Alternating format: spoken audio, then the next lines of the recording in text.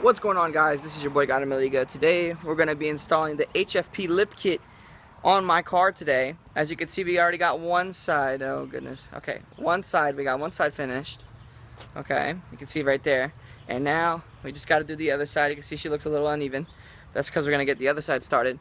The process is the same for both sides, so there shouldn't be any issue. The only issue that I've had on this side was the heat from the exhaust.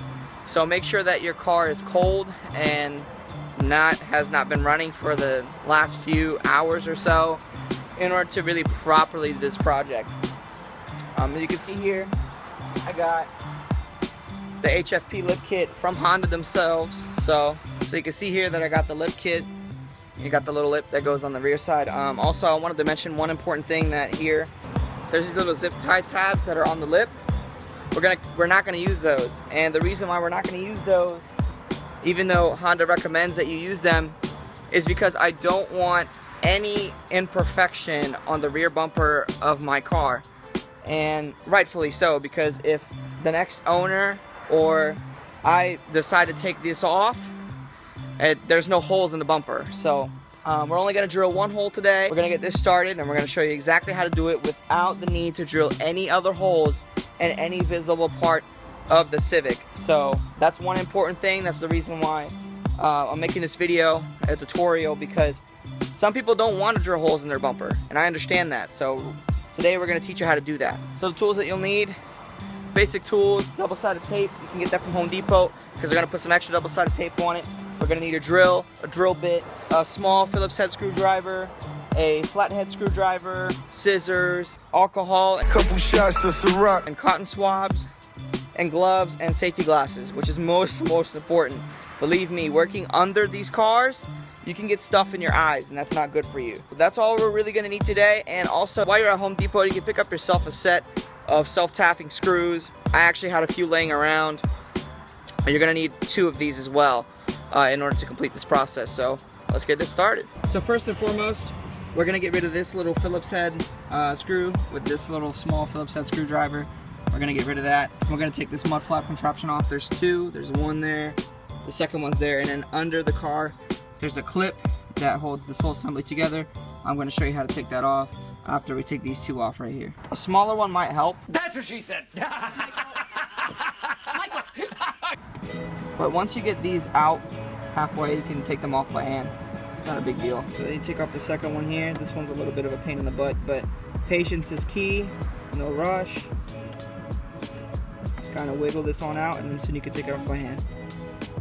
So secondly, you're going to take off this little plastic clip here. You can see it's behind the mud flap. You got to take that off with a flathead screwdriver. It should pop right off. So this one right here particularly was a pain in the butt to take off, because this clip right here is actually different. It's a different pattern than this one right here we're going to take off next. But it's no problem. Just wiggle it out very slowly. It'll mess up a bit, but wiggle it out very, very slowly and carefully. It should pop right on out afterwards with a little force. But next step is to take off this one. This one's a lot easier to take off, obviously. And then after that, because we're going to take this off because the lip is actually going to hang on to this one. So let's take this one off. Pop right off right there. Take this off. Put it to the side. You will need it later. Okay, so now you're going to douse your little cotton swab with alcohol. And then you're going to clean around this area here. Make sure it's nice and clean, because double-sided tape needs a clean surface to stick to.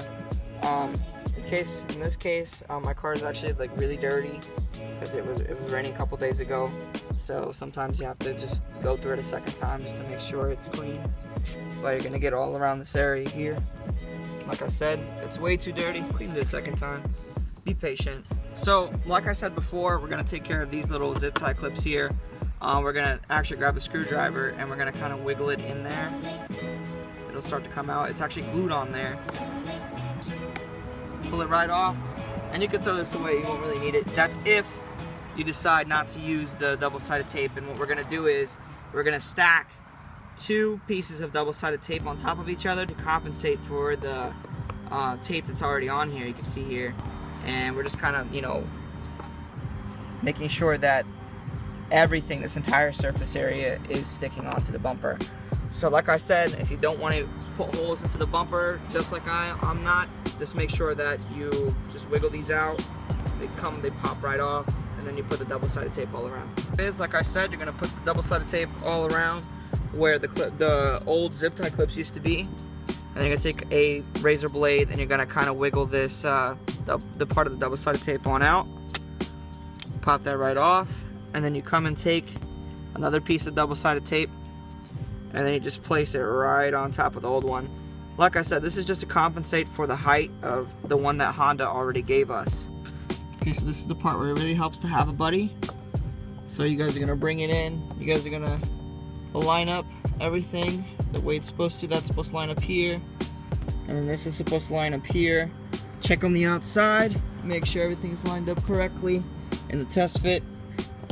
And then once everything lines up, what you're gonna do is the following. You're gonna take your flathead screwdriver, and then you're gonna start marking right here where you're gonna drill out your hole here. Just kind of make some markings here. There we go. Should be enough. So during your test fit, it's very important to kind of mark. I marked here with a pencil, if you can see. Trying to focus in here. I kind of marked with a pencil. There it is. You kind of mark with a pencil where the corner is. And then the body line of the Civic is where it's gonna go.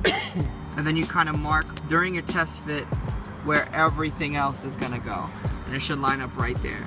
And you can do it with a dry erase marker, a pencil. I did it with a pencil, but you can do it with a dry erase marker if you want. But if you do it with a dry erase marker, make sure you take the cotton swab with alcohol and then wipe it off when you're done. Next step will be to take a thin piece of double-sided tape and put it on the side. You can see where the mud flap used to be. Put it on the side here, a nice thin one. And then what we're gonna do, we're gonna peel off a corner up to about here. And then we're gonna do the actual fitting and the drilling and stuff. You peel a little bit of it and you leave it to the side. You're gonna need that later. That's a very important step. So the next step is gonna take your drill. You're gonna put it up to the middle of where you marked it. Put some firm pressure and drill. And that is that, my friends. Okay, so like I said, it's really great to have a buddy. Make sure you line up everything like you lined up with your pencil. This part on first, and then line the curvature of the Civic down here last. Then the second step is to place this clip right here where you got it from with the metal piece here. You line up the metal piece real nicely, kind of just wiggle it there through, and there we go. Snap it shut.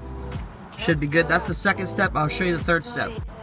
Okay, so remember, like I said, you leave the little piece of double-sided tape folded outwards. This is where that's very important. You kind of just put pressure up top and just pull that right on out. And then you glue everything back. And you kind of just make sure everything around is nice and glued on. You should be good. So the next step is to put this screw back where it needs to go, so the fender liner doesn't, you know, wiggle and wobble and stuff. Like I said, it's a little bit of a pain in the butt, but shouldn't be that hard to put it back in. And finally, the last step, take your bolt and washer, then you start hand tightening it till you can't anymore. So then in my case, just tighten it and you're good. So there you guys have it. That's it, really. Really simple install. You can see that Clementine, as always, looks more aggressive now. If you come over here to the corners, you can see a major difference. It looks like the car is just a little bit lower. And I like the look. Like I said, it's a real simple install, maybe 20-30 minutes tops, maybe 15 with a buddy. But yeah, that's it. And then I'm gonna get you guys some glamour shots, and then that's it for today.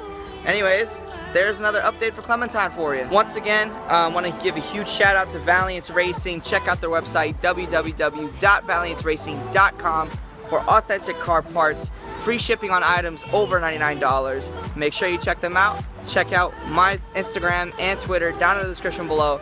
This has been your boy. I'm out. Peace.